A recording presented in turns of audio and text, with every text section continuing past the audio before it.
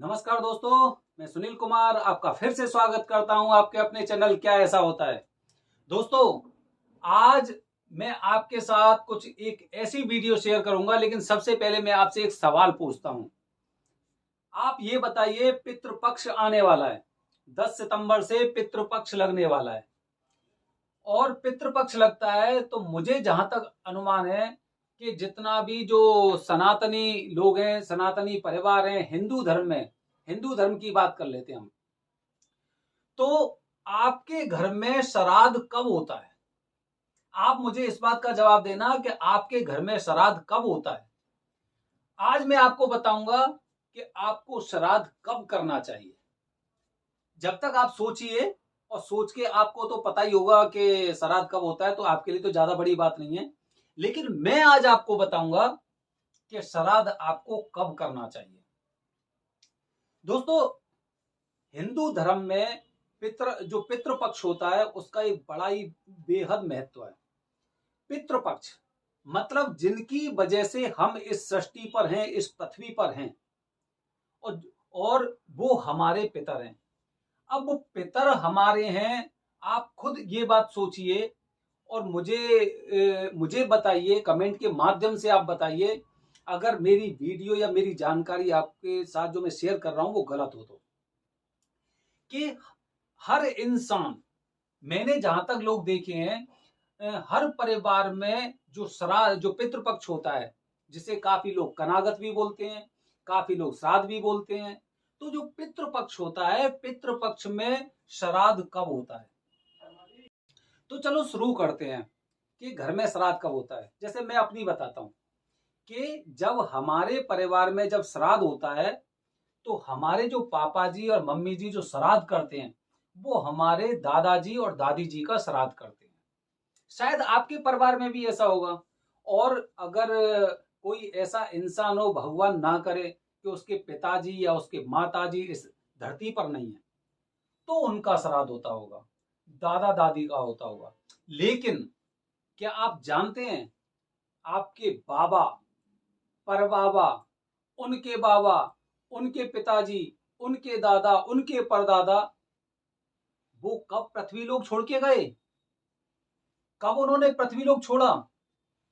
क्या हमारे पितर केवल हमारे दादाजी और दादी हैं, या कोई और भी है? जब हम पितृदोष की पूजा पूजा कराने गए थे, तो पंडित जी ने हमसे बोला था कि अपने पितरों का नाम लीजिए, अपने पितरों के नाम लीजिए। हमने पूछा पंडित जी से कि पंडित जी, पितरों के नाम तो हमें याद ही नहीं है। दादाजी हो गए, दादी हो गई, या फिर उनके भाई जो हमारे बाबा होते हैं वो हो गए, उनका भी नाम पता है, लेकिन उससे ऊपर जो लोग थे उनके तो हमें नाम ही नहीं पता है। तो चलो ठीक है, वो तो एक चीज हो गई कि उनके नाम नहीं है तो बाबा बोल दिया या परबाबा बोल दिया, वो ठीक है।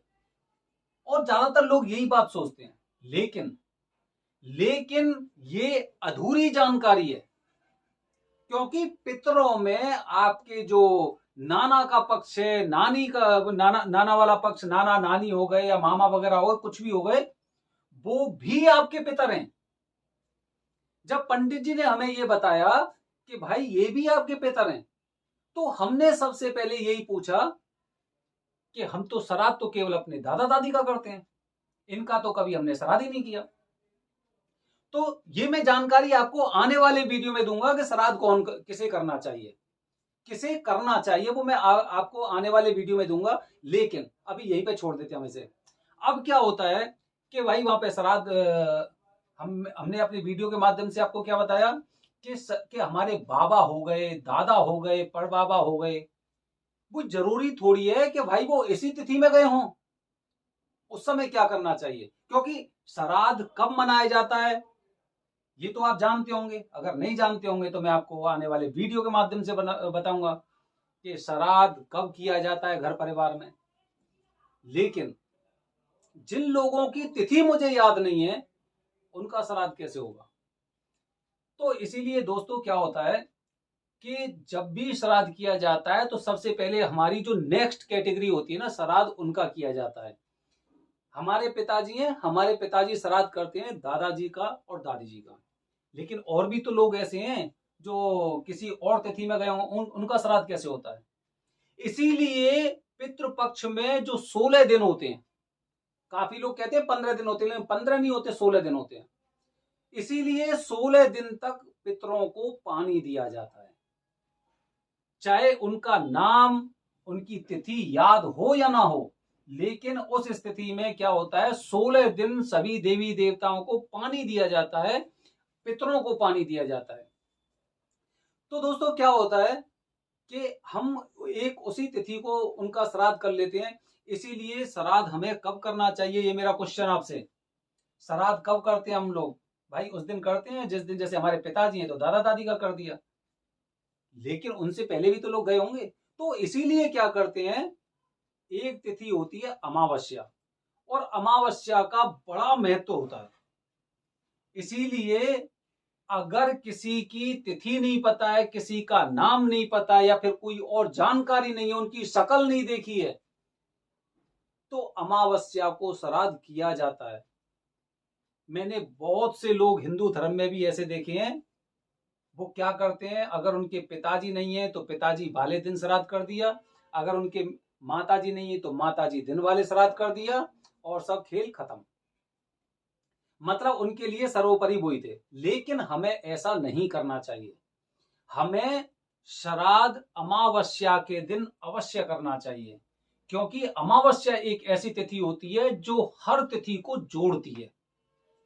अमावस्या एक ऐसी तिथि होती है जो हर तिथि को जोड़ती है, और भूले बिसरे लोगों के लिए अमावस्या का एक बड़ा ही महत्व है।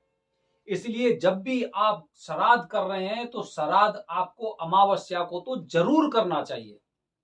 जिस तिथि में पिताजी की याददाश्त है, माताजी की याददाश्त है, या दादा दादी की याददाश्त है, उसमें करिए। लेकिन जिनकी तिथि याद नहीं है, उनका श्राद्ध आपको अमावस्या को करना चाहिए। पितृपक्ष आने वाला है, इसीलिए मैं पितृपक्ष से संबंधित और जानकारी अपने वीडियो के माध्यम से शेयर करूंगा। हमारे चैनल से जुड़े रहें। मैं आपको वो जानकारी बताऊंगा जो हम जीते हैं, जो हम महसूस करते हैं, और फिर हम उनके बारे में सोचते हैं। धन्यवाद दोस्तों। जय हिंद, जय भारत, हर हर महादेव।